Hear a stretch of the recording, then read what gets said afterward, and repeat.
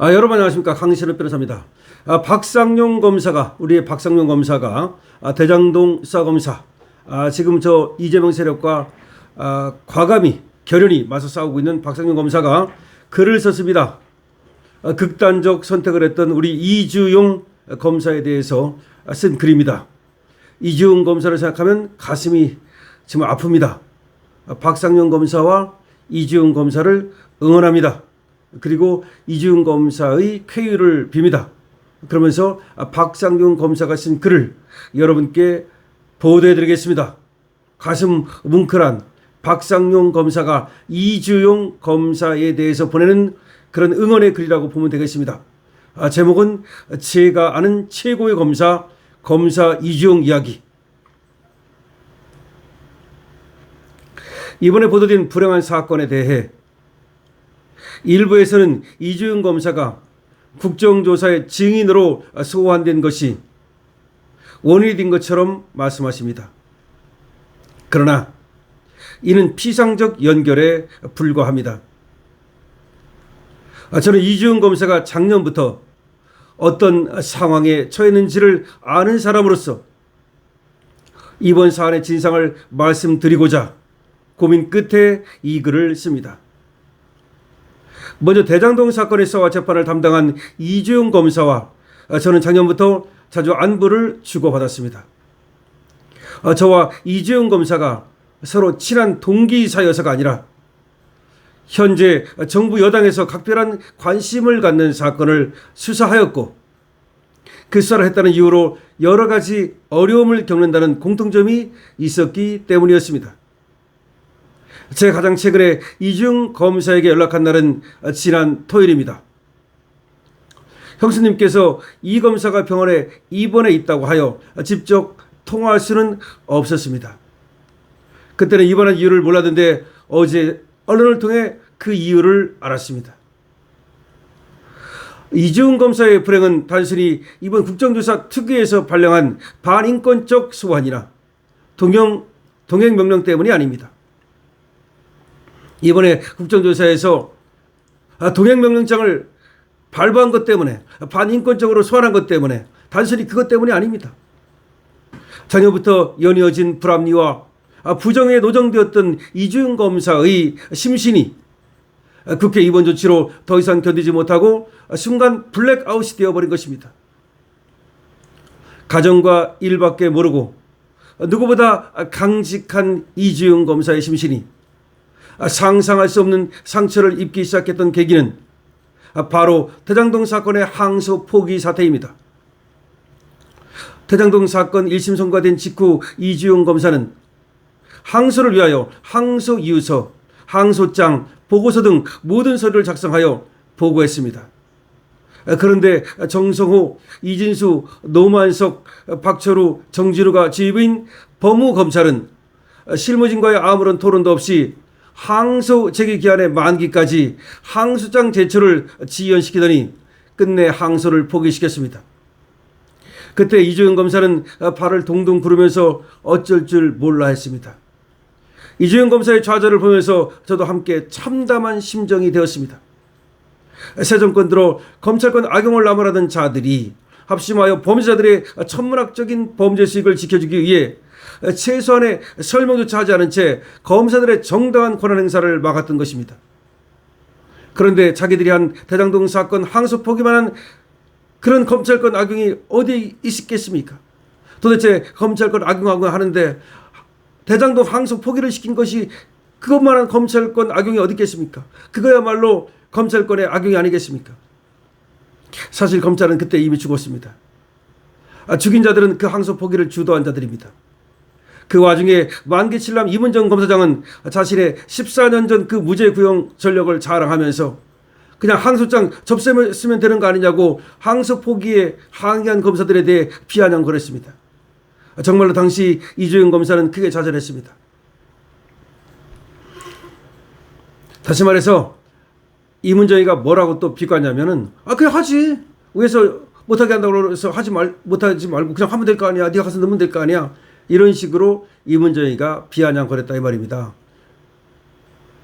이주인 검사의 심실에 다시 한번 결정적 타격이 된 사건은 의뢰 사건 항소 포기 사태입니다. 의뢰 사건은 대장동 사건과 구조가 거의 같았는데 의뢰 사건의 1심 판결 내용을 보니 비록 무죄 선고가 되었지만 그 이유는 대장동 사건과는 전혀 다른 내용이었습니다. 즉 대장동 사건의 판결 논리가 극복된 것이었습니다. 이주인 검사는 의뢰 사건의 판결에서 항소 포기된 대장동 사건의 논리가 극복된 것을 기뻐하면서 항소할 경우 1심 결론을 뒤집고 유죄 선고를 이끌어낼 가능성이 높다라고 했습니다. 이주인 검사는 항소에 필요한 모든 서류를 준비하는데 관여한 것으로 저는 알고 있습니다. 사실관계를 확인하여 보아야겠지만 당시 검사들 사이에서는 서울중앙검사장 박철우, 검찰총장 대행 구자연까지 항소하는 것으로 결재하였고 항소제기 만기 전 직전에 법무부에 보고되어 검토 중이라는 이야기가 파다했습니다. 그런데 결정이 내리지 않은 채 항소 제기 기한의 만기 날이 되었고 그날 이주인 검사와 저는 설마 대장동 판결 내용이 법리적으로 극복이 되었고 법무부까지 보고가 되었는데 이것까지 항소를 포기하지는 않겠지 생각했습니다. 저는 불안해하는 이주인 검사에게 법무부에 보고됐으면 이제는 법무장관의 총장에 대한 서면 지휘가 있어야 하기 때문에 그렇게까지 해서 항소 포기를 할 수 없을 것이다. 이제 항소가 될 것이다 라고 하면서 안심을 시켰습니다. 그러나 그렇게 서로 위로하면서도 저와 이주인 검사 모두 이미 대장동 사건의 항소 포기를 겪은 터라 조마조마하면서 지휘부의 결정을 기다리고 있었습니다. 그런데 조정 무렵 갑자기 서울중앙지검 명의로 대검과 중앙지검 간부들이 고려한 결과 의뢰 사건에 대한 항소를 포기했다는 공허한 내용의 문자 메시지가 돌았습니다. 이 문자 메시지 이전에 검찰 지휘부는 실무진과 어떠한 법리적 토론도 없었고 처리 방향에 대한 예고도 없었습니다. 소문대로 법무부까지 보고가 된 것인지도 전혀 알 수가 없었습니다. 그 어떤 검사도 누구의 지시에 따라 어떤 이유로 항소 포기가 된 것인지 전혀 알지 못하였습니다. 아마 항소 포기에 대한 아무런 근거 자료도 없을 것입니다. 의뢰 사건의 항소 포기는 이렇게 이루어졌습니다. 이 결정에서 정성호, 이진수, 구자연, 주민철, 박철호가 무엇을 했는지는 대장동 사건과 마찬가지로 깜깜한 상태입니다. 명확한 것은 이들이 주도한 항소 포기 덕택에 범죄자들은 천문학적인 수익을 누리게 되었다는 사실입니다. 이주인 검사는 이런 식으로 자신이 수사했던 사건에 대해 책임을 다할 기회를 법무검찰의 지휘부에 뺏겨버렸습니다. 이 과정에서 저는 이주인 검사가 검찰 지휘부에 대해 실망하는 것에 그치지 않고 그들이 파놓은 장애를 극복하지 못하는 자신의 무능력에 대해 자책하고 한탄하는 것을 옆에서 지켜보았습니다. 제가 아는 최고의 검사가 자신의 능력을 탓하고 있었습니다. 그러한 한 맺힘이 찾아지기도 전에 대통령이 된 피고인이 나서서 공개적으로 자신에 대한 수사를 조사라고 규정을 하였고 그 규정을 신호탄으로 삼아 집권 여당 내에서는 대통령에 대한 공소 취소를 하려는 조직적 움직임이 시작되었습니다. 이들은 먼저 수사검사들에 대한 사장부터 시작했습니다. 이 사장을 위해 피고인들의 협조가 필요했고 도대체 어떤 모의나 거래가 있었는지 알 수 없으나 수천억 원의 이익을 확보한 피고인들은 협조하기 시작했습니다. 당장 남욱은 검찰이 강압하여 허위 진술했다라고 진술을 바꿔버렸습니다. 이주인 검사는 이러한 일련의 사태 전개를 보면서 어느 날 저에게 우리에게는 진실을 추구한 노력이 부정당하는 것에 그치지 않고 각자 외로이 조리달림을 당하면서 죽어갈 시간만 남았다라고 했습니다. 그 말에 담긴 좌절과 검찰 지휘부에 대한 환멸감은 형언할 수가 없을 정도로 컸습니다. 이주인 검사는 심지어 3월 하순경 암수술까지 받아야 했습니다. 술도 담배도 안 하는 사람이 왜 그런 몹쓸병이 생겼는지 알 수가 없었습니다. 이주인 검사는 수술과 입원 일정으로 국정조사에는 도저히 출석할 수가 없었습니다. 그러나 국정조사 특위는 입원해 있는 병원까지 출석 요구서를 보내면서 출석을 강요했습니다. 이주인 검사는 국회는 내가 어떤 사유를 내더라도 불철석으로 고발할 것이라고 걱정하였습니다. 저는 이주인 검사에게 국정조사에서 불철석할 사유가 충분하니 걱정 말라고 우일의 말을 건넸습니다. 이주인 검사는 이번 중에도 국정조사 과정에서 진실을 발견하기 위해 밤을 새워가며 동료 선후배들이 부당하게 소위 조리돌림 당하는 모습을 보면서 가족에게 걱정과 한탄을 많이 했다고 들었습니다. 우리 기수 최고의 검사는 이주인 검사이다 라는데 저는 물론이고 모든 검사들이 이의가 없을 것입니다. 이주인 검사만큼 반듯하고 수사를 잘하는 검사가 드물기 때문입니다. 사무실에서 기록과 증거 보며 일하고 집에서 아이와 시간 보내는 것 외에는 어떠한 다른 취미나 유흥도 즐기지 않는 사람입니다. 법무검찰 지휘부는 이주인 검사에게서 검사의 혼이 담긴 사건을 강제로 빼앗아 망가뜨렸습니다. 여당 국회의원들은 이주영 검사를 조작검사로 날조하면서 생명과도 같은 명예를 더럽히고 있습니다. 사람이 혼과 생명을 빼앗기면 살아가기 어렵습니다.